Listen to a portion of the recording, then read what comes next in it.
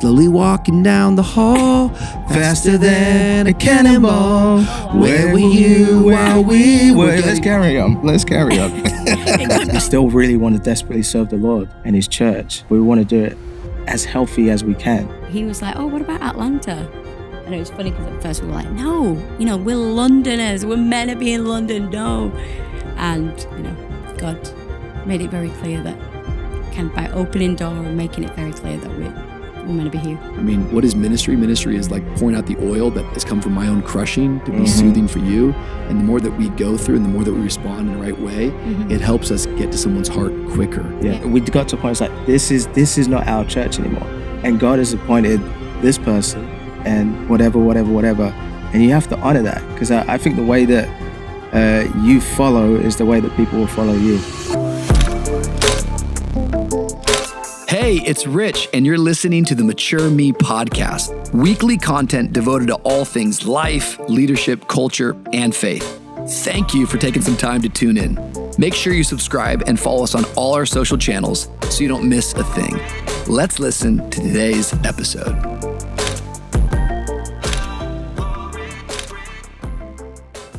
Well, hey everyone, welcome to a brand new episode of the Mature Me podcast. My name is Rich Wilkerson Jr. So grateful wherever you're at in the world that you are joining us, maybe by way of podcast through Spotify, or maybe you're watching on YouTube. Do us a favor, like, subscribe, share the content, leave us a comment. Man, we so appreciate any bit of feedback we get from you guys. Love seeing the questions come through, love seeing the things that you like. And honestly, we're always kind of paying attention to what you're saying because we want to make sure that we're delivering things to you that are helpful. This is the podcast that we talk all about growing and maturing and becoming. And that's the reality. You're never, ever done growing in life. If you're breathing, God is still working. If you got a pulse, I really believe you still have a purpose. And one of my hopes in life is to help leaders get better. And one of the ways we do that is that every Tuesday morning, I think 6 a.m., right off the press, we send out a free leadership resource. It's called Leadership with Rich. That's free of charge. Thousands of people get that every Tuesday. Right there, if you're on YouTube, there's a QR code. If you're listening right now, go to richwilkersonjr.com. You can get that resource. I really believe as you get better as a leader, well, everyone around you gets better. Your family gets better. Your team gets better. People are going to grow. So let's get better together and let's mature. Today, I am joined by good friends of mine that I have known for many, many years and first met them, and we'll talk about it in London, England, but now they reside in Atlanta, Georgia. They are pastors at Passion City Church. That's sort of a no-name church that's got a little bit of potential, led by Lee and Shelly Giglio. I'm sure you're familiar with Passion conferences that gather 65,000 college students every new year, but then they've got a church in 3 different locations, a 4th one in DC, and just making a global impact. But if you've never heard of them before today, I think you're going to walk away from this episode really loving them. I am joined by Pastor Dan and Pastor Jojo Watson, all the way from Hotlanta. What's up, Pastor Rich? How are you guys? How are you guys? We're good. I'm so excited because I don't know if we've ever had the accents on the pod before, and it's about time we brought some sophistication. Yes, absolutely. That's what I believe. We really need to put on our accent because as well, I feel like... Sometimes we get told it's slipping. Not me. I get told my accent is slipping. From who? People back home? People back home. People in the heart of Shortage? Yeah, they'll be like, oh, you sound American. Yes. Is East London? Central East London. Part. But you ever see 101 Dalmatians? Yes. Yeah, what one? Remember the robbers, like the bank, the guys that steal it? Are they from East? Is that an East London accent? Oh, Geisha? Yeah. Yeah. What is that? Baby, yeah, Those are my neighbors, man. That's East London. Yeah, that's it. They're my people. Yeah, switchblades and butterfly knives. Yeah, I love it. Yeah. That's what happens in East London. Yeah, but sometimes we get told with like, more me. Yeah. But I get told it's like switching. But it's because when I'm in South Atlanta, no one understands what I'm saying. No. So then I have to say like trash can instead of bin. You're like, cello, it's a bass. Yeah, you know that one? That one. Yeah, exactly. Yeah. It's very, very good. So, yeah. You sound like you're from London. That's it. Bottle of water. You're asked to say that a lot. My neighbor's son, literally my neighbor, it's a whole God story I could tell you one time, but we moved to our neighborhood 4 years ago, and our next door neighbor, born again believers, attend our church. We love them. Put a pickleball court in his front yard. As you do. As you do. And guess what? I think that's the Lord's will for my life. God will bless you in really mysterious ways. This is a long story short. His son graduated from high school last year, got accepted at NYU, but had to defer to go to New York University through the London program. And so he just moved to London like 2 weeks ago. Oh, no way. 7 days into London, walking down the street in Shoreditch, somebody comes by and mugs him and takes his cell phone. Oh, yeah. Welcome to London, Sounds baby. about right. And this is our segue as to this is why you left, right? This is why I kept getting mugged every We're now day. bringing our children up in Fayetteville. But now we're in South Atlanta. We're really in the country now. And it's the safest place ever. Now, Jojo, where's your accent? It's the same thing? That's East No, London? No. mine is more Manchester. I say Manchester, no one will know the town where I'm from, but it's around there. And so it's a northern, but it's been very heavily influenced by London because I moved there when I was 19. Yep. So if you were to sit me and my sister down, we're going to sound very different. I'm going to sound posh, okay? Posher. Posher. Pasha. Posher. But yeah, it's a northern accent. Are you a big Oasis fan? We do like Oasis. I'm Yeah, obsessed. Weren't you trying to get tickets? I tried. You tried. I woke I up took a at second like on my house because I had to buy the tickets. 3 a.m. and I would think I was up for like 2 hours, but didn't get tickets. Well, he was up for about 2 hours. I said, babe, where are you at? And he was like, I'm like 1,400. I'm No, like, like 14,400. okay, just get off. Just get off now. Quit while you're ahead. I genuinely think them getting back together is hope for all humanity. I mean, if the cross wasn't enough, Oasis reconciling these two brothers, and this is Cain and Abel coming together through the grace of God It's to incredible. put on one epic show for all of us. If you're not an gonna be Oasis good. fan, get out there with us. Come on, man. Only God. Only God. Champagne supernova. Yes. look at Champagne supernova in the sky. Slowly walking down the hall. Faster than a cannonball. Where were you while we were? Let's carry on. Let's carry on. It could go far. We're too much of pastors that we can't even sing somebody else's song. Like, oh, won't do it. It was my first record I ever got, 6th grade. Seriously? Yeah. 1995. Check the date. 1996. My first record was, I don't know if you know, Mark do you wanna Morrison, say this? Return of the Mac. Ooh, You don't remember? Return of the Mac. Oh, Yeah, yeah. everyone's got Return that. of I the love Mac. that. Once again. It wasn't really my first record. It was my first secular record. I mean, I went through Jars of Clay. Yeah. I mean, I really began with Salty singing Common. Songbook. Yeah. Cast all your cares upon him. Track number 7. That was dope. Okay, don't play with that. I cast all my cares upon you. That will still work in a close of a message at any point. Bring it back. Bring it Bring back. that Bring it back. back. It's powerful. This time. But Oasis was back. my first secular record that I got somehow, 6th grade. Okay. And crushed that record. Love it. So don't go away. Say what you say. This could be. Say that you'll stay forever and a day. Am I hitting the notes? yeah, honestly? you are. You're I feel like on no one key. here He's is on giving me key. anything. Okay. Yeah, it's good. I feel like I've really been working on my Actually voice. don't But you never saw him in concert? I'm lost. No. Oh, okay, sorry. I mean, it's all right. it's the best You thing to ever come out of sound great. Manchester. Except for Joe. Of course. Well, yes, sorry. Yeah, that's good. I It's good. And what's Glen Barrett's church? Audacious Audacious Church. Church. Yes. I that just one. start saying random churches I know in Manchester. We're sorry for taking 6 minutes of your guys' time in the Sorry, car and now man. going, come on, I'm here to grow. Well, Let's you do it. can grow Yes. by laughter. We met many years ago at Hillsong London, Yes. which shout out to Gary Clark Yes. and Hillsong London and the entire Right. team. Yes. Tim Douglas there now, all really, really amazing people. They are. Honestly, this is really an important episode for me because I don't think I've ever gotten to really maybe talk just how much I think Hillsong London and Hillsong New York City, those two churches, Hillsong, but those two churches, I think shaped me, informed me, and inspired me more than any other local churches that I was really ever going to. There was a season there where I was going to Hillsong London 3 or 4 times a year and just got to know so much of the team. I felt like I was a part of the team. And I don't know if you know this, when Dawn Tree and I were leaving my mom and dad's church to kind of figure out, we actually really thought we might go to London for about 2 years. And it was something that I began to whisper with Gary and obviously that didn't happen, but that was the only place that we really thought about. Like, maybe we'd go park there for a little bit. And You never told me that. Yeah, like it really, really had a profound impact on me and some of my favorite times when I look back on ministry, like that was just special times at the Dominion Theater. I know it wasn't inside jokes, but it was a venue that they used. And so I got to meet you guys sort of in all of that. Yeah. And maybe just sort of bring everyone up to speed with your story, because how'd you get to Hillsong? How'd you guys meet each other? How'd you guys get in ministry? Because today you're at Passion, but like now you've had a front row seat at 2 massive movements. Yeah. We'll jump to that and some of those observations, but talk about when we first met and how we met and what you guys were doing. Well, what's funny, like before we get there, I'll jump in there. Maybe you don't know, but Gary was like, the reason he got you over 4-5 times a year was because he had like us young pastors there. And he was like, if there is anybody I want you to be like, if there is That's so anybody I cool. want you to model yourself off. If there's anybody like who loves the Lord like this and you can reach a generation, it's Rich Wilkerson Jr. And so he was getting you there for the church, but he was more getting you there to inspire our staff and our young pastors. So, That's so I don't know if dope. you ever knew that, but that's cool. No, that's encouraging. But, we lost a couple of them. Thanks, worry about Rich. those. Yeah. Yeah, you The did a Watsons, great all job. glory to God. All The other one's that's lost. fine. That was Rich. He used to over here too much. Sorry, that's not funny, but we did lose a couple of them. Too real. And shout out to all of our friends. Simon Gibbs, wherever you're at. My man's DJing I like right DJing now. in He'll love that Ibiza. shout out. Yeah. If you're in Ibiza right now, Simon Gibbs, one of the greatest young adult pastors and greatest DJs. I don't know if we're allowed to greatest. promote him, but he's my guy. I like that guy. He's brilliant. He's amazing. Just shouting out people, you know. So the question, how do we get to Hillsong? Well, yeah, just how'd you get to Hillsong? Like even just when we would have met, like what you guys were doing there, and how you guys got into ministry.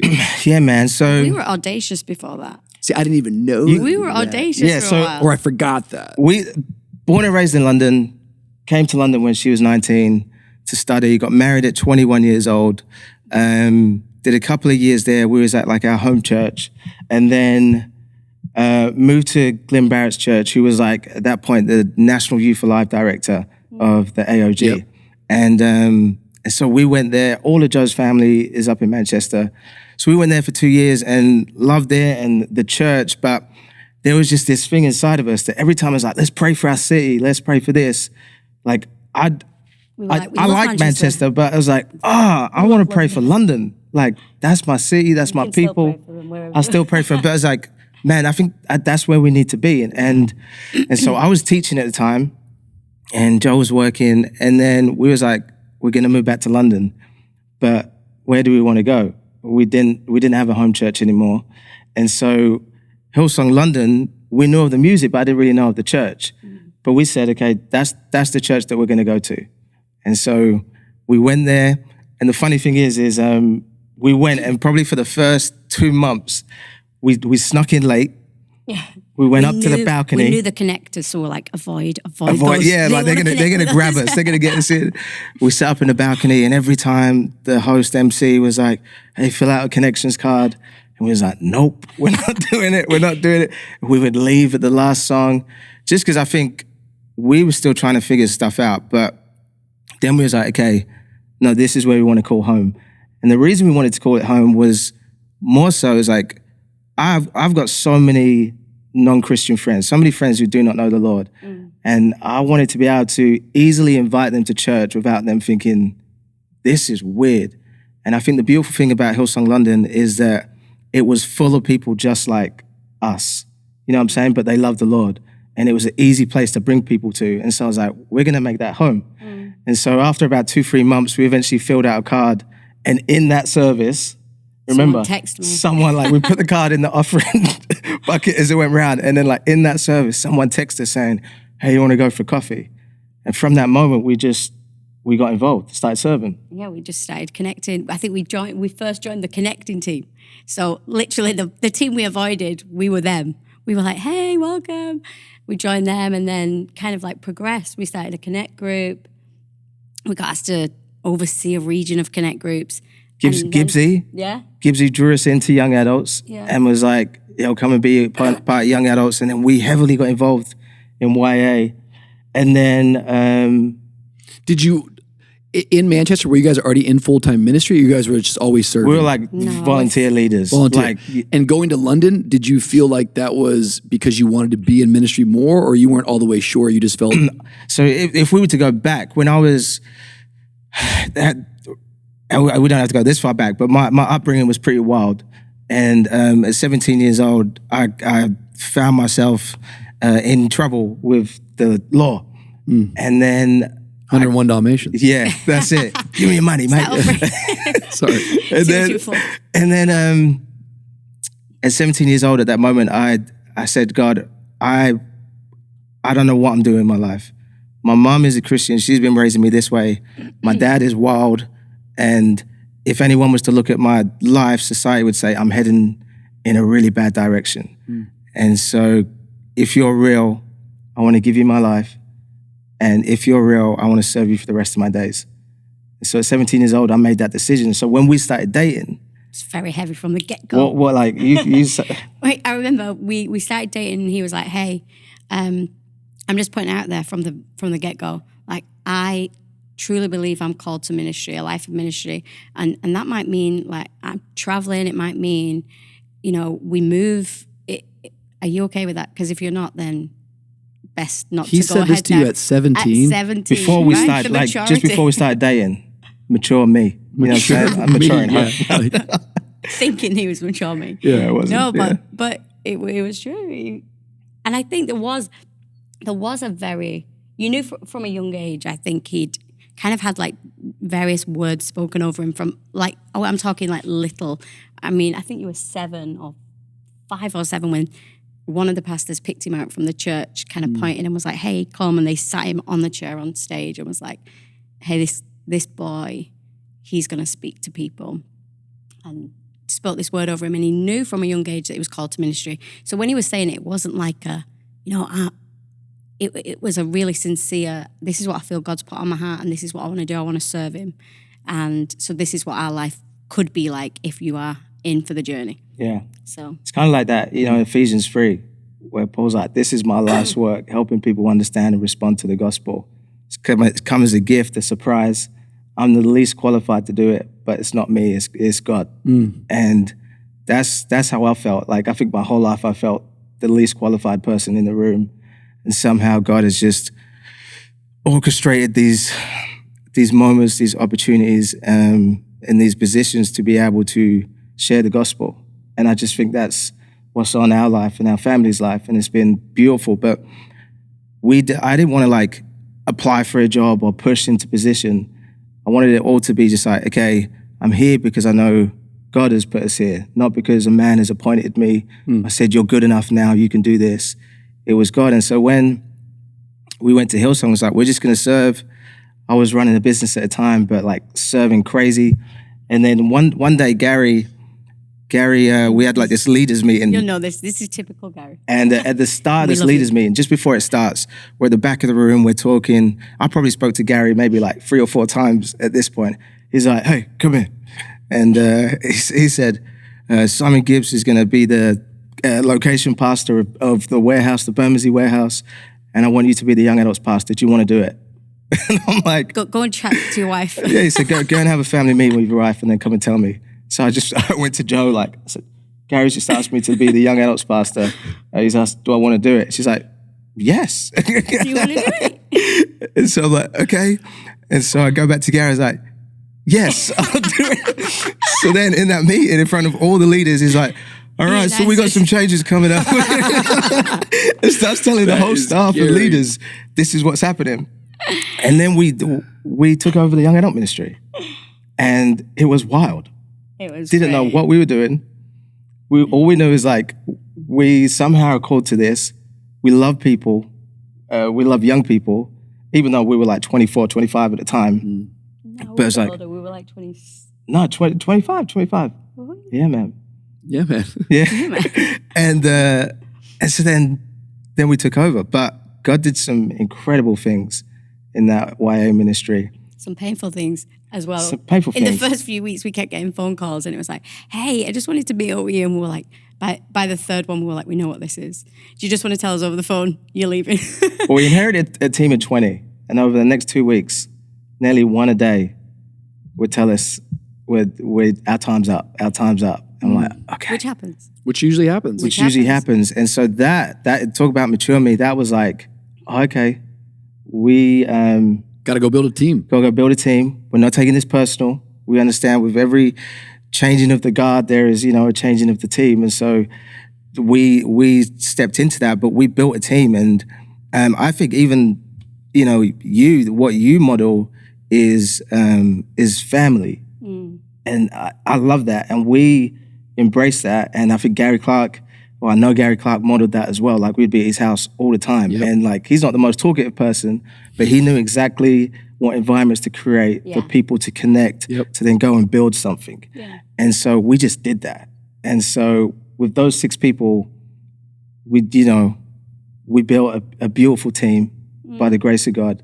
and a beautiful young adult ministry by the grace of God. Yeah. I mean, what you guys were a part of building was just one of the most special things I ever saw. I mean, thousands of young adults coming to your guys' events and always reaching people that really, in many cases, are first-generation Christians, many people that you wouldn't suspect or expect, I should say, to be in church. It was always, a church that was reaching the city. Yeah. I think there is like a leadership principle in all of that. Like in every phase of leadership, I think we always think we're going to graduate from something, but there's some things that just never go away.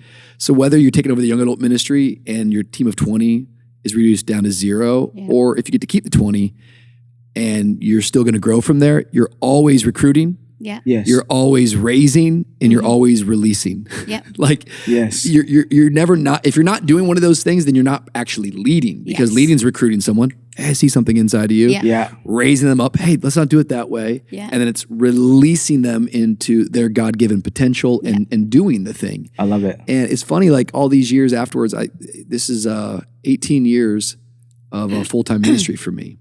And last night we had a really big kind of, we just ended our fast. And so we had this big, huge worship night. Wow. And it was powerful. You know, these little ministry moments, you're kind of flowing in the Spirit of God. There's a program, but it's a pretty loose program. It's like, here's a batch of songs and here's a batch of songs. And our church is funny because we started it with so much, like, there's so much organization that's in it. So sometimes that's awesome because, some places are really disorganized. Yeah.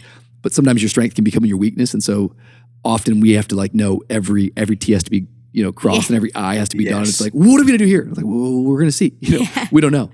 But anyways, last night there was a younger guy on our team who went up and just did the altar moment. And it's like, I'm a byproduct of somebody releasing me into going up and doing an altar call or do an offering or host the service. And you never learn unless you're given the chance to do it. And so I just feel like that's a leadership principle that does the 20 go to 0? Like, it wouldn't have mattered if it was 20. Like, you were going to have to multiply that or start. I mean, it's better to start with 20 than it is with 0. But nonetheless, it's recruiting. Yeah. It's raising up and it's releasing people. Yeah. And you never graduate from that. I think I spoke to a leader, or I was hearing this leader speak, and they were just saying, they don't do that anymore. They've kind of got to the age where they're waiting for people to come to them. And I'm like, no. Yep. Nope. No, like, you're the leader. It's got to be in us to be raising, developing, and releasing people. Otherwise, we're not leading. Yep. So yeah, that's huge. So talk about, from your perspective, how long did you guys do that role? And, what were some of the things that you remember being like, just going, that was so special in terms of memories or things that you love to see and happen? Do you know what I love? I love that growing up, for our kids, it was like a norm to grow up in and around young adults and youth who love Jesus and who were modeling a life of worship. And everyone's human and, mess up along the way, but it was the journey and our kids got to see that. And I think before that, not because no one had chose to do it, but I think we were like one of the first married young adult couples with kids at the time. So it was like a real opportunity to kind of go, how do we want this to look? And we really wanted our kids to be a part of it. We're like, we want them to be exposed to all of this and being along the journey, seeing the highs and the lows. And I think so a lot of the time I look back and I think we had some incredible, we had incredible worship nights, and I don't want to call them events, but we had events. Yeah, events where the power of God moved and people came and it was incredible and the kids were around that. But we had meetings at our home where our kids just witnessed community and relationship and life and leadership, and a lot of those people are still in our world and different walks of life, or some leading churches now, and they still get to be a part of and they get to witness it, and I think that's huge. And now our eldest is 9, but we've got photos of her in the mosh pit, all the young adults around her, and she's sleeping on the floor with ear defenders on and a blanket over her, and they're just all around her. And she won't obviously remember that, but I show her pictures, and so she thinks she remembers it. But she talks about it. She talks about those nights and the people around her, and I love that.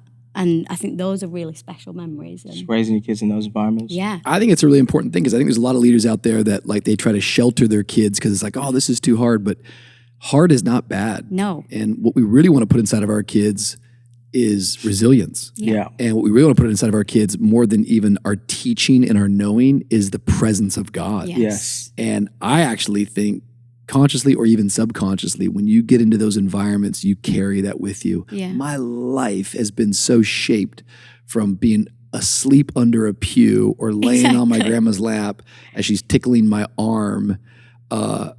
I would want to encourage any kind of pastor or leader listening. I think lots of people listen to this, but people that are, particularly in the ministry, like, don't shelter your kids from them. Bring them on the journey. 100%. Talk good about the bride of Christ. You know what I'm saying? Yes. Talk good about the people who are around, and they're gonna, more's always caught than taught. Yeah. And I learned a lot more from my parents about what they didn't say versus what they did say. Yes. And watching them more so than like, hey, here's the family devotional, which I think is very important as well. But it's being in those environments that I think is, we're trying hard, like we've got 4 now. Yeah. And it is a journey getting your kids everywhere. But I think it's really, that was one of the things I always loved about Hillsong Church, which was you just felt like the families were engaged and they were involved. And, you guys built something that I got to witness and see.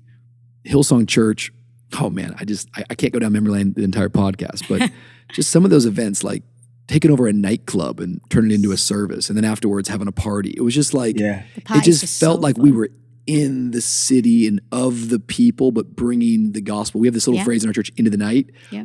All of that is like Hillsong London, not in their language, but just literally what they were modeling. That's like so to this day with me. Yeah. That church is not something we do. It's actually something that we are. There wasn't this compartmentalization. It was just like, like, and I think we had to be, because we didn't have a venue, right? So we were hiring places. And so you're going to hire a nightclub. You're going to hire a bar. You're going to hire this place, that place. And people are like, oh, okay, I'll come. And they're meeting people, normal people, and they're chatting. And they just so happen to be in an environment full of Christians. And it's like, oh, okay, this is cool. And it was just, that became the norm. And so when you came and when you saw it, it was like, oh yeah, we're reaching the city of London with all of these people. And I think our team represented that as well. I can't speak highly enough of our team. I know that sometimes the leaders or the names of something get the praise for something, but that only comes because they have a great team around them. And we had a phenomenal team who were great examples and living it in the city. And that's why people would come. And that's why people would not just come, but they would stay, because they found a community. And I think when you build in church, you don't just want people to come to a building, like, fill a building up. You want them to find community. You want them to find their place, find their belonging, find their people who they can do life with, who they can be real with, who they can be vulnerable with, who they can go on along the journey of discipleship with, and it be real. You know what I'm saying? And so that was one of the beautiful things about it. And, a building really is just helping facilitate the life that's there. If there's no life, it doesn't matter how beautiful the building is. Exactly. London's a great place to walk around and go, wow, cathedral. It used to be a movement, now it's a monument. And I think that people sometimes get caught up. It's like putting the cart before the horse. That was something I learned at Hillsong London, which is like, you don't need to own a building, It's not the steeple, it's the people. Yeah. And that's always been the DNA of VU Church. Like we can do this. We can make hard work look fun. We can get a semi, we can load in Sunday morning and 100%. Load out, and people will willingly and joyfully give themselves. What's that? Is it Song of Solomon? It's like, when the leaders of Israel lead, the people will willingly serve. That's it. And we used to do pack down parties. That's what, I learned all that when from this y'all. relationship as well, like when you invest in that, then people do want to be on the journey because they feel valued. Yep. And this huge, like, purpose. If people know when, if they're just there because they're fulfilling a task, but when they're valued and there's purpose to it, that's when the fun comes. And that's when there is that joy in it. The pack down parties were sometimes one of the best parts of the night, and people would want to stay. We'd be like, guys, we're packing down now. Like, go home. Go home. And then we pack down, everyone's having food, and we're like, yo, we need to lock up the building, go home. Even people come into our house. And they would be up till like 3, 4 a.m. Yep. Just hanging. I'm like, guys, I'm going to bed. Joe's going to bed. But people still out there. No, we love it here. Yeah, it's the only place we can actually get a roof over it. Students. I really believe the longer the linger, the stronger the member. So man, those after parties so are good. The longer the linger, the stronger the member. It's true. If you're a pastor, write it down. You want to create an environment that people don't want to leave. It is, it's true. I think all this is really important because so much of this stuff shaped you guys, shaped the DNA of who you were. You were a part of a global movement. You were part of a church in one of the most significant cities in the world, not just like surviving, but really thriving and seeing God do big things. Maybe someone's listening to this, but I would imagine most people that listen to this would probably be aware of just all the change that happened in Hillsong, really kind of beginning in 2020, and leadership changes and media writing about Hillsong. And it's been a really challenging, especially those 2 years, really challenging time. How did, even in London, how did that affect you guys? Man, it was big. Like, I think the fallout, I think Hillsong London was unique, as in it kind of had its own leadership and board and FOT, like financial oversight team and all of that kind of stuff. But I think the big thing for us is when Gary's role, us personally, is when Gary's role changed into a global role. Gary had been our pastor for 10 years and just really, again, mature me from like 22, 23 years old to into my 30s. He'd been mentor and all of that kind of stuff. So when that shifts, that changes the dynamic of stuff. And I think in 2020, the world was crazy. Every small mark about someone was getting blown up in the world. And it was kind of sad to see that that's what was happening to people. And so for us, we kind of got to 2021, and we kind of knew our time. Well, we felt there was a shift. Yeah, we felt there was a shift. That things had changed, but we so felt called to London. Yeah, we so felt called to London. We love Hillsong. We love the people, and there is no perfect church. There's no perfect person. So every leader, every person is going to have their faults and whatever, but that's all of us. And Jesus, we're all on a journey trying to be more like Jesus. So we need to have grace and mercy for one another. And I think we love the church. And we never changed in that. We were like, we love the church and we believe it is God's plan. Yeah. And yeah, we've really felt a shift coming, but we were like, well, God, what is it? Yeah. And that was 2021. Yeah. And loads of people were leaving, like all the pastors you're talking about, like we're just up and leaving. And it was like, whoa. And then all sorts of different reasons. Yeah. All sorts of different reasons, valid, And but a lot of change. A lot of change. Yeah. And, I was talking to my therapist, and she was like, what you're dealing with is grief. Because I wasn't in a good place, and I was dealing with grief. 2021 was it? 2021 was hard. Like, here's one of the things as well, and here's one of the things about leaders, and just like, if I was to say one of the biggest things that I've matured in is not taking on people's opinions or approval, and just knowing who I am and being okay with that, wanting to be better, wanting to grow, wanting to develop. But I think because of my upbringing, not because of that was some of the reasons of my upbringing, there is this want, and I think in a lot of leaders, there's this want to be approved, right? And so when stuff just starts happening, you see everyone falling out, and this grief is taking place. No one knew that prior to that, I was having like crazy panic attacks, like crazy. I'd be leading at the Dominion, and in the gaps, I'd be having a panic attack, and then I'd be going back out and lead it, and no one would know. And then it got to a point. My grandma passed away 2021, and I don't know how vulnerable we go on these things, but that's great. I'll be real. My grandma passed away 2021, and the church was falling out, and it was like, oh man, nothing is stable. Everyone looked for someone to blame as well, for everything in life. Yeah. You know. And And I remember I was driving with my mum and my two brothers, and we just had the service with my grandma, driving to the graveyard, and it was the same places that we buried my dad a few years back. My dad died a horrific freak death, and I started having a crazy panic attack in my mum's car. And none of them knew that I was having these, and it was like the worst one I've ever had. And my mum had stopped at a traffic light. I got out the car on this like in the middle of a four-lane road, and I'm just walking down the street, taking my tie off, trying to breathe. I sit down on a place, and I'm like, I don't know what is happening in life. Like, I'm done. Like, I'm absolutely done. Like, I mean, done. And I called Joe, or you call me, I think. Yeah. I can't remember. And we have a conversation. I'm like, I'm done. And then I'll spare some other details, but then I'm sitting there, and Gary Clark calls me.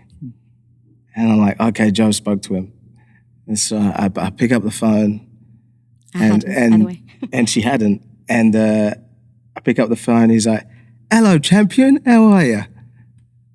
I'm like, "I'm not good, Gary. I'm not good." And he's like, "What's happened?" And he's going for a walk. He's not the pastor at this time. He's just calling me up, checking in, and he just like calmed me down, got me breathing, ordered an Uber back to my house. Got to my house. I went to sleep. By the time I woke up, Gary, his wife Kathy was there. One of our friends, Anna, was there, and just like talked everything through. You know what I mean? Just real. And no one will know, like no one is going to know that stuff. And it's not stuff that you put on social media. It's not stuff, whatever. Even though I'm talking about it on a podcast now, but it's kind of after, and there's healing, there's scars to show. But the effect was not necessarily the stuff that had happened, like someone's done this or you've done this or whatever. It was I think the falling out felt like the falling out of the floor beneath you. Does that make sense? Absolutely. And there didn't feel like there was any safe space anymore or whatever. And so that for us was tough. And I went through a big journey of figuring that out, figuring out myself, figuring out who are my people, figuring out that we don't need the approval, we don't need this position, we don't need this title, we don't need any of this. We still really want to desperately serve the Lord and His church, but we want to do it as healthy as we can. Yeah. You know what I'm saying? And so we kind of like navigated our time. And then in May 2022, we knew it was coming to an end, but didn't know like exactly when. But I remember on the 17th of May 2022, I woke up and I was like, today's the day I resign. And I just knew it. And I told Joe, this is it. Mm-hmm. And you did. And I did. And Tim Douglas, who's the pastor there, is amazing and like took everything so well and just, made everything happen. But we resigned not knowing what we were going to do. Just knowing that, okay, this is not the place we're meant to be anymore. Mm-hmm. We know we're meant to serve the Lord. I know that God has put something on our heart for what He is preparing us for, which we believe. But we knew it's not yet. And so I was like, okay, what do we do in the interim, Lord? What do we do like now? And so I was like, well, we just keep serving the church and I'll go and get a job. And so started applying for jobs. Yeah. And he honestly, when I say he applied for about 20 jobs that he should have walked into, he'd got, some way overqualified, and he wasn't getting any interviews. And so we had a friend who was in HR at the time and quite high up. So we kind of showed him his resume and was like, can you see anything in this that is like a big no-no? Because why is there no doors opening? And it was the first time I think he said something about, no, he was like, it looks great. Have you tried applying anywhere else? Or we were so set on like London. London is where we're meant to be. London's our home. We'd never considered really anywhere else.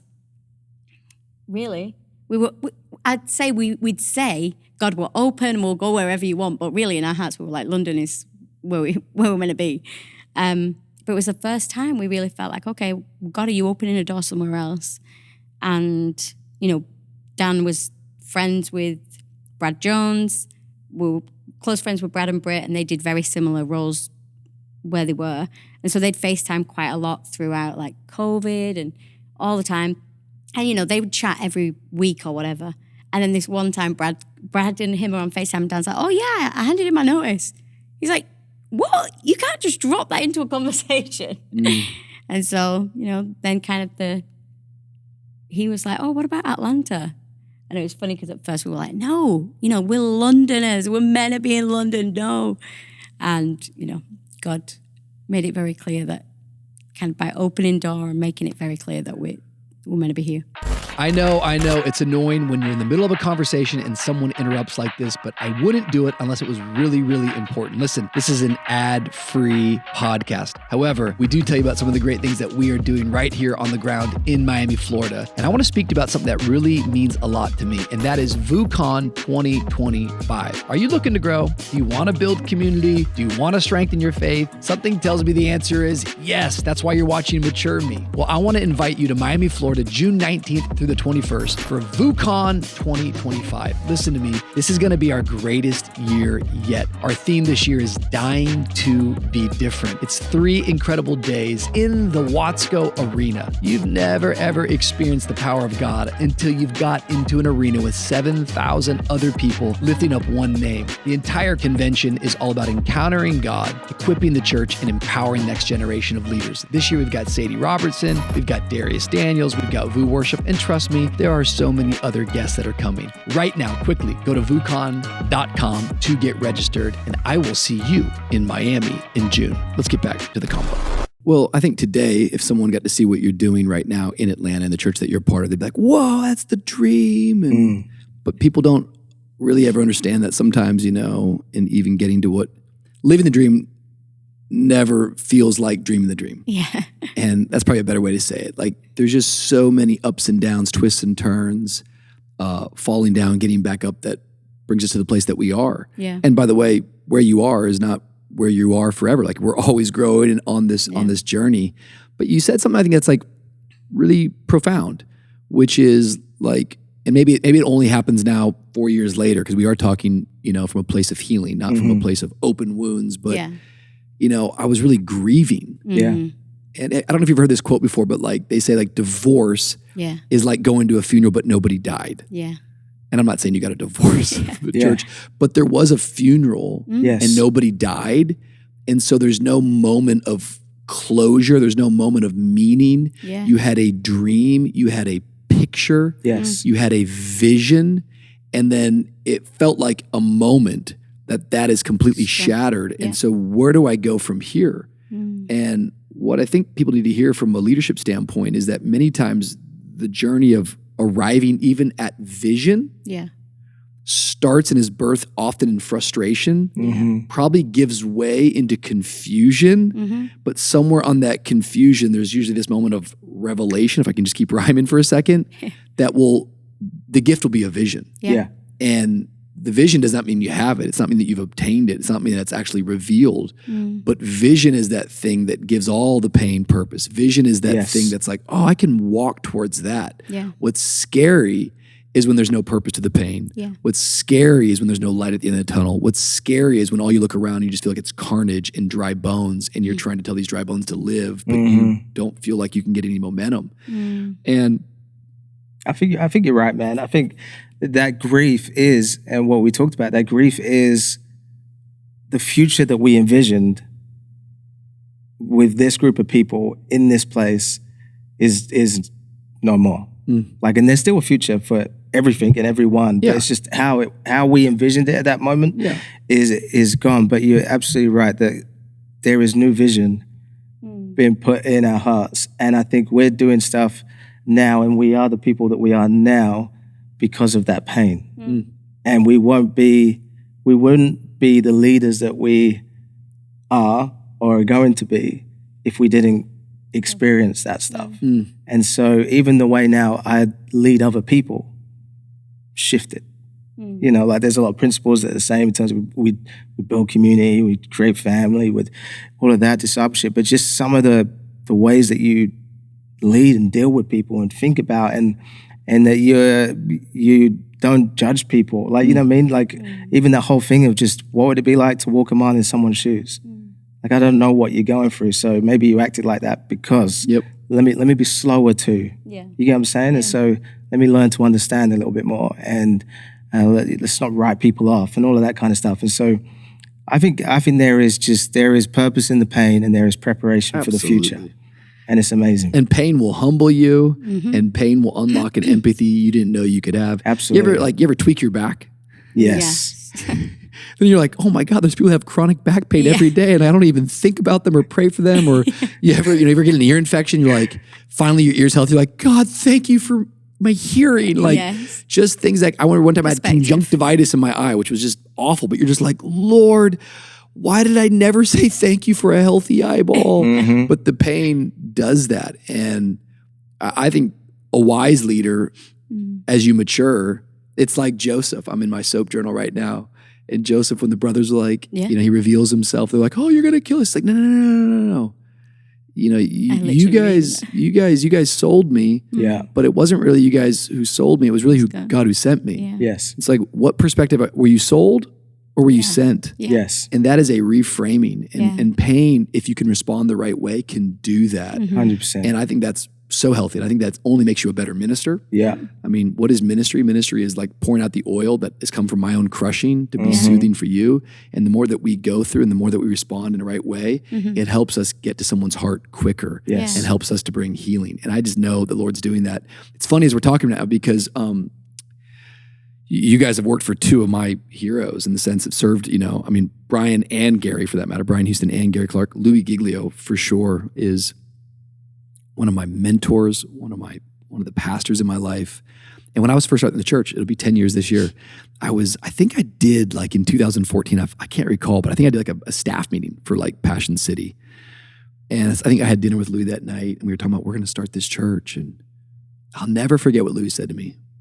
Louis said, don't ask anybody to go with you. And anybody who wants to go with you that you don't believe is right on that team, tell them they can't come.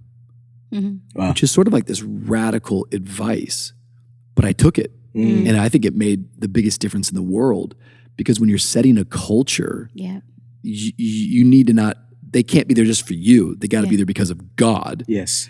And anybody who is the wrong fit will be a cancer and will destroy it. Yeah. And I just bring that to light because normally I wouldn't advise somebody to leave without direction, you know?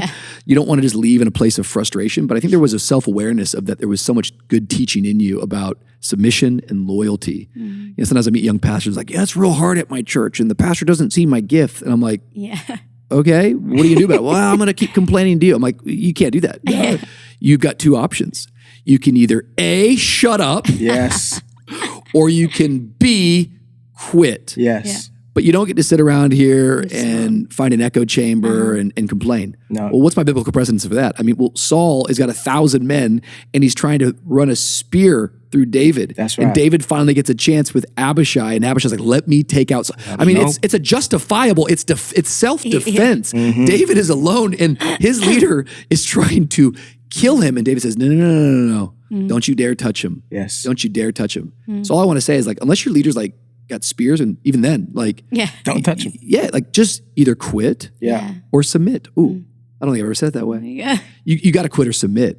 And I'm not saying that you weren't submitting, but ultimately you're in a place going, hey, we're not here. Not that something's wrong or bad, but like I'm not in a good spot. I'm not landing with the passion and the clarity that I need to lead. So rather than go and split this church, rather than go down the street and take my 48 leaders that I multiplied from zero, which we had a lot more than 48.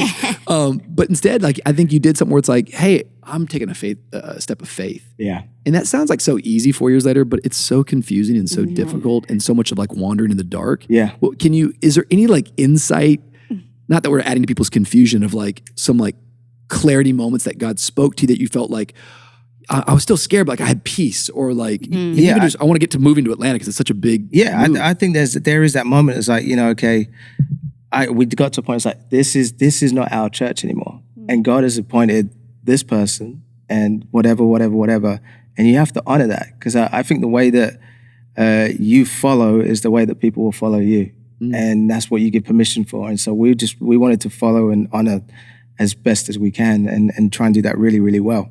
And so there was this peace when we knew we were going to Atlanta. Before that, I think when you were leaving your job, we had a peace, and we had I mean, you could. I think it's easy to say you've got faith in God until you're in the moment, right? There you go. Always. And so you're like, yeah, no, I've got faith, and we preach faith, and we all talk about it. And then when you're in the moment, I could feel myself weighing up, okay, like I've got a job, so we've got an income coming in there, we'll be all right. Dan's got good qualifications, he should get a job.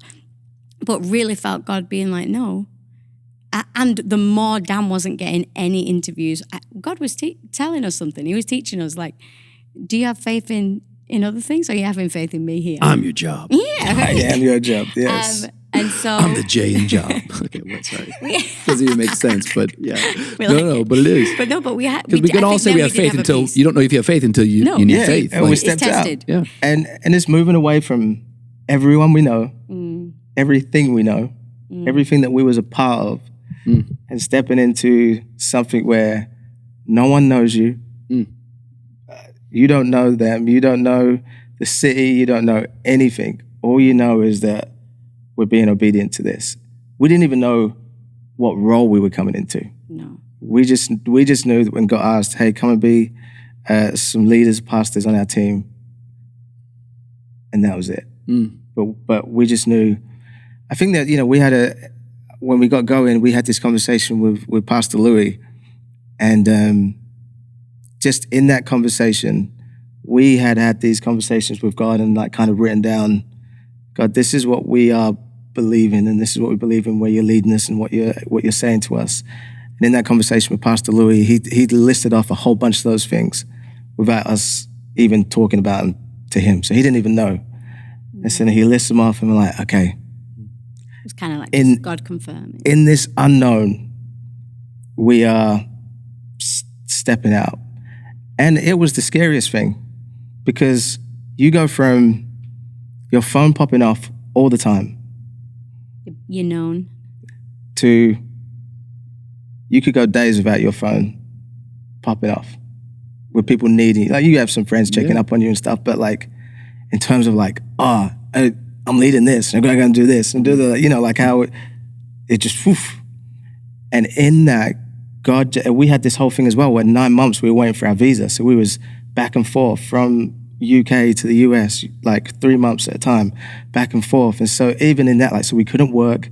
And so it was just us as a family and just building relationships with people.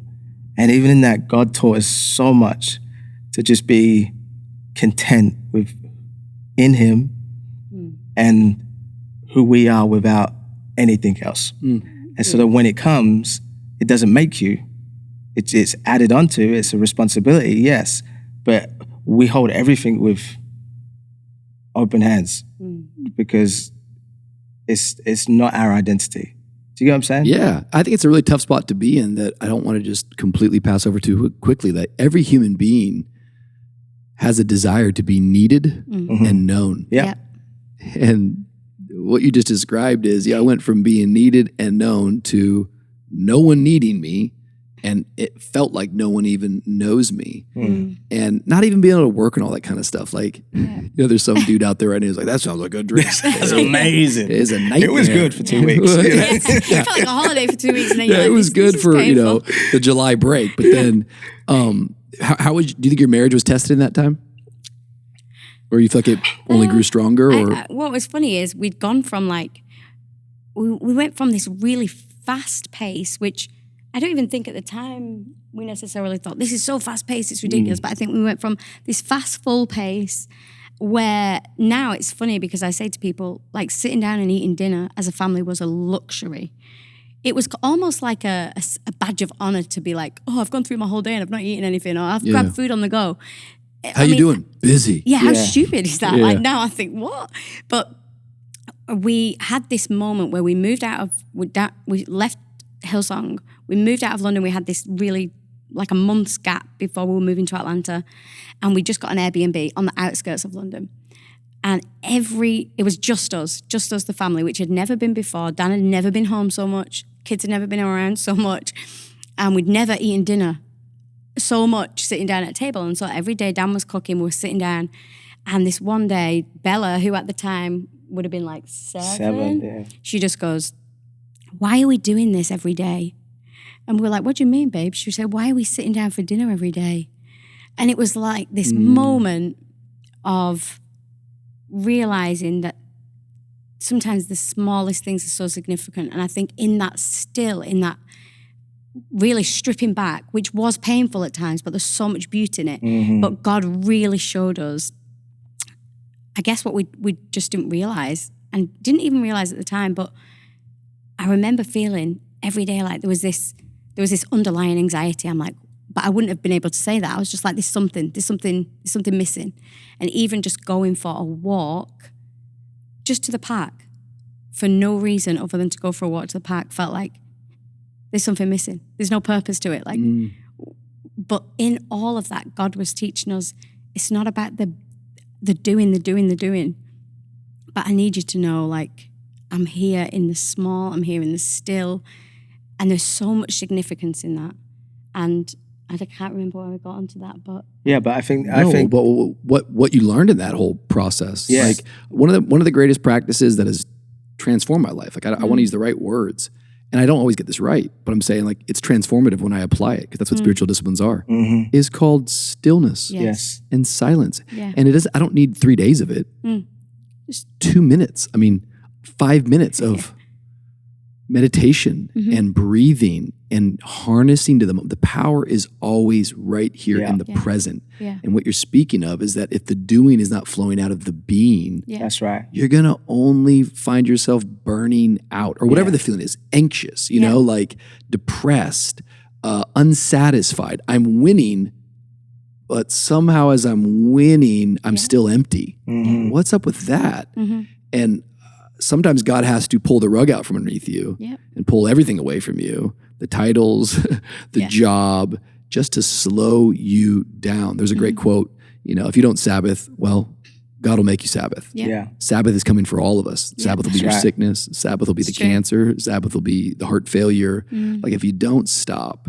And so in many ways, what feels like a burden and what feels confusing oftentimes is the greatest gift that God has given you. And I even look back at 2020 now, and I'm not like heralding this, but I can say it in a private place where it's like COVID in many ways was a gift to me because it helped me recalibrate. That's it. That it wasn't that I was sinning or doing something wrong, but I think I was on a path of emulation and celebration of things that were not built on something solid. And unless there was this stark stop, I could have found myself continuing down a path of celebration and emulation of that which won't last. And I'm not saying like, oh, I'm good now. If anything, I'm more like, dear God, work out your salvation with fear and trembling. Lord, let me last. And that was my prayer out of COVID. I'm not trying to be big. I'm not trying to be great.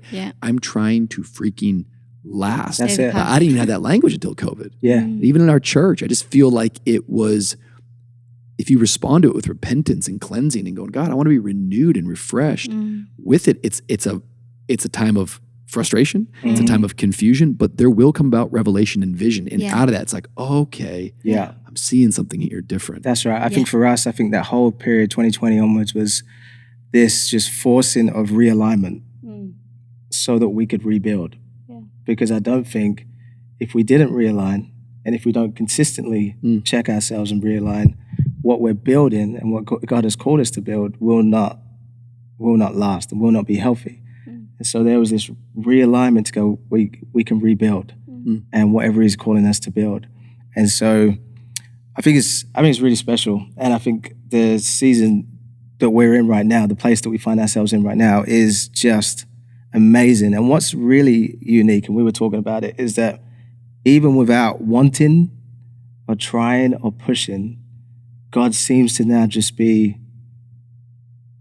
opening up doors that we just were, I thought that was done. I thought that, you know what I mean? Like, I wasn't even trying for that. Yep. And just somehow, and it's like, okay. And it's from a really healthy place. And so we're very thankful. It's very exciting. You guys are leading at the Trilith location in Passion City. Yes, sir. Passion So City, good. One of my all-time favorite places. Louie and Shelley, I just can't shout them out enough. Yeah. Like, they have changed my life. They're amazing.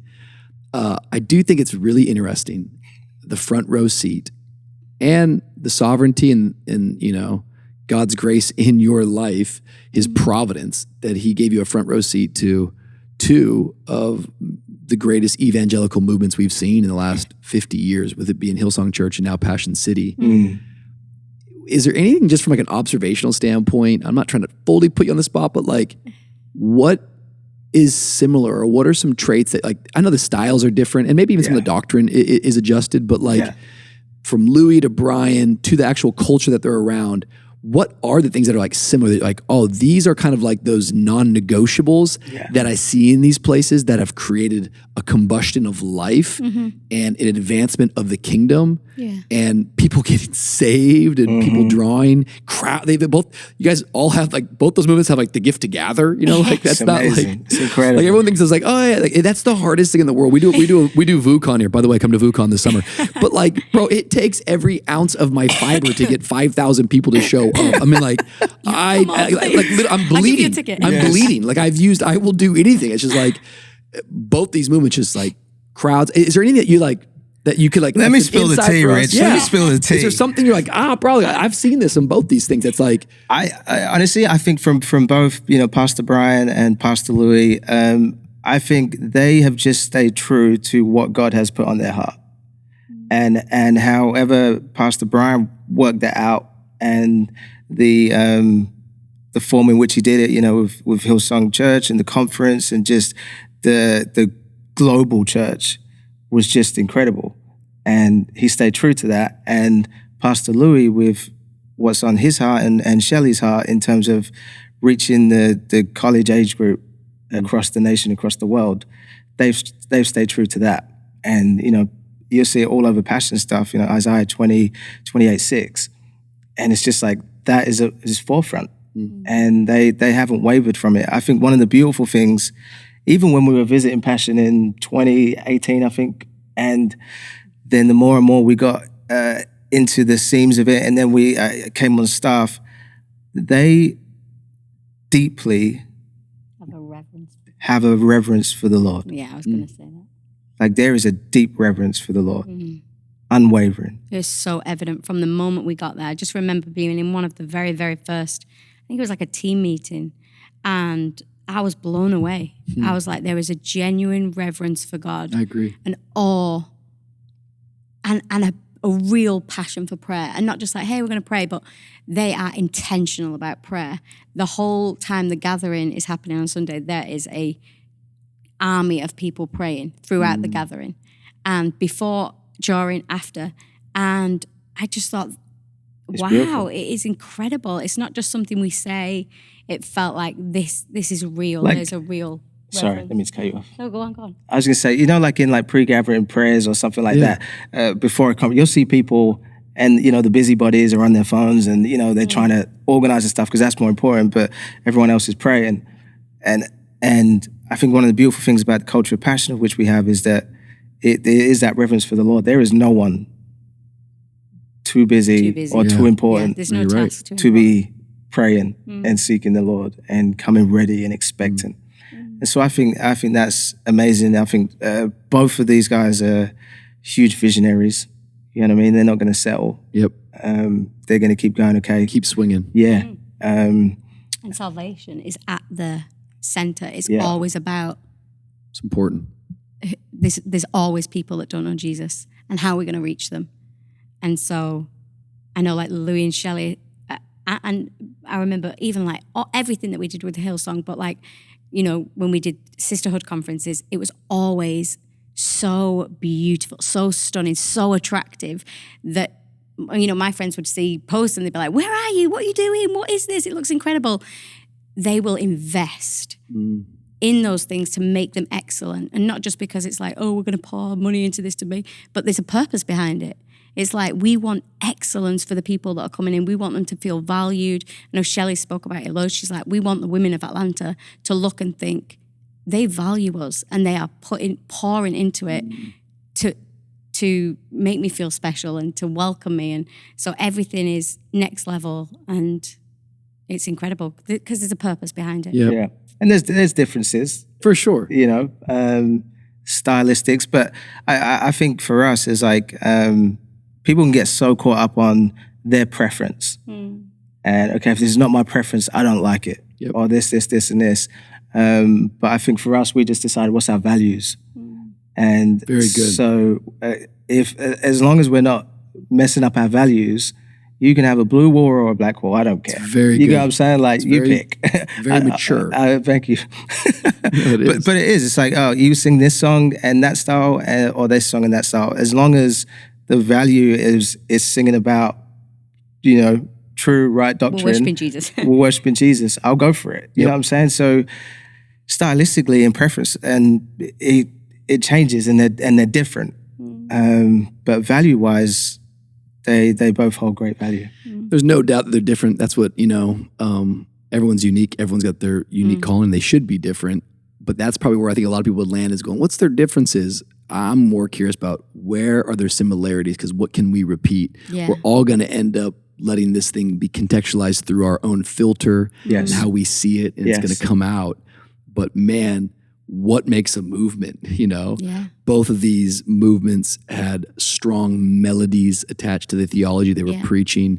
They both had visionary leaders. They had strong communicators. They had an army of leaders. I'm always paying attention to that. I think that what we're attempting to build here at VU, I've always said that VU is not a meeting. It's a movement, you know? And I'm not comparing, but I'm always drawn to men of God that have laid down and given their life to advance this thing. And that inspires me. Yeah. And it's really, I mean, I was at Passion this year in January, and Louie's got so many different sermons that just throughout the years have just marked me. But I mean, the thread of glory. It's like, what in the world, man? And everything you're saying is exactly true, that when you get around that space, these are real people that are a lot of fun. They're humble people. They laugh at themselves. But when you start talking about God, I mean, there is a reverence and a fear that is so healthy. And I think we learn from all that stuff. And I think it's really exciting that you guys are becoming the conglomeration of all these things that God has deposited in you, all the way from audacious, Glenn Barrett, shout out. But I think the wise person is not denouncing those things or celebrating and focusing on the different, like, this is one's way right over. It's more like going, hey, all of this lands into me. I grew up in a Pentecostal church where my dad was a really, a charismatic evangelist. My grandfather had in name a Pentecostal church, but he was much more of sort of he was a builder. He preached short sermons and was really life-giving. But then I had my dad who's this road warrior. I moved to Miami. I'm in an urban, inner city, all black church. But then I go to a high school that's Reformed theology. Then I go to a Bible college that's Church of God. Like, rather than lean all into one of those things and say, oh, this is the right way. It's like, nah, I'm all of that. All of that is in me. And I'm going to find the purpose in something and submit to the purpose, not the preference. And I think you nailed it. It's like, hey, like, everywhere you go, they're going to have some style or something they do differently. Or I like this kind of preacher. Or I like this kind of, gathering. But what's the values and what's the purpose? We can submit our preferences, black wall, blue wall. It's a very, very mature thing. I think a lot of leaders end up missing that in life. This is the Mature Me podcast, and that's what we call it. As we come around the close, this is the classic question. What is an area, here you guys are in Atlanta, you got kids, you guys are pastoring. What's an area right now, you can answer it either which way, that you're immature in, or an area that you're like, I got to mature this year. We're kind of, a couple months into the new year, but what's an area like right now for me personally, I'm trying to mature in? You go. What I'm trying to mature in. I think I didn't realize how much I want to say, like, I'm a busybody. So I think God is really, really teaching me, and I'm trying to mature in the finding peace in the still and in the silence. And I feel God's really speaking to me about that at the minute, like that he's always present and he's always speaking, but I need to be silent and I need to be still in order to enjoy those moments and get what I can from those moments. But that is a real task for me.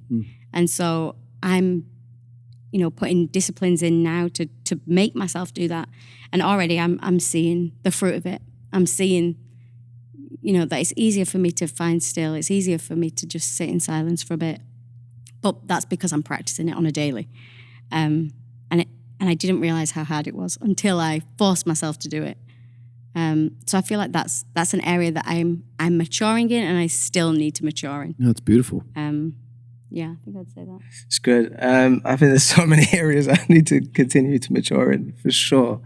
I'd say probably one of them is just, and I talked about it a little bit before and I've got better, but I think, we throw out that word in like imposter syndrome, you know what I'm saying? And just get like, and then that wrestle of don't belong. So I'm going to either make less of myself and hide, or just not be in those spaces. And I think God is just constantly taking me on this journey and maturing and just having just utter confidence in him and who he has called me to be, even in spaces where my style is different. You get what I'm saying? And so how do I stay myself and be confident in that, in areas that are different? I think it's a really good answer. I think leaders, any honest leader, everyone struggles with that imposter syndrome of going, man, how come I can't always see myself maybe that others perceive me as, or I'm not as good as maybe people think that I am, or if I let them get closer to me, and they're going to find out Yikes. I ain't that much. And we have to confront that. And leadership is, wrestling with God, but it's wrestling with ourselves and confronting ourselves. And we're ever evolving and ever changing and becoming. And if you guys were a stock, I'd be investing right now because the sky's the limit for you guys. And I think that God's hand is upon you. And I'm excited for you guys. And of course, I love both of you, who you are, but I think you guys are both in great soil right now. And as you stay put, as you get planted, you're just going to see more and more harvest. And so I'm really grateful you guys are in Miami, and I'm really grateful you guys are with me. You guys need to come hang out more. I know we do. 100%. These guys are fantastic. Follow them on all their platforms. Dan and Joe Watson, good friends for a long time. Check out what they're doing. Passion City Church, of course. It really is no stranger if you're a Christian, but if you're not a Christian, go hear what Louis, those guys are saying and what they're preaching. We're huge, just supporters of everything that they are. We're grateful that you tuned in today. Go ahead, leave us a comment, like, subscribe, share, do all the stuff. Please help us. It'll make Julia a lot happier.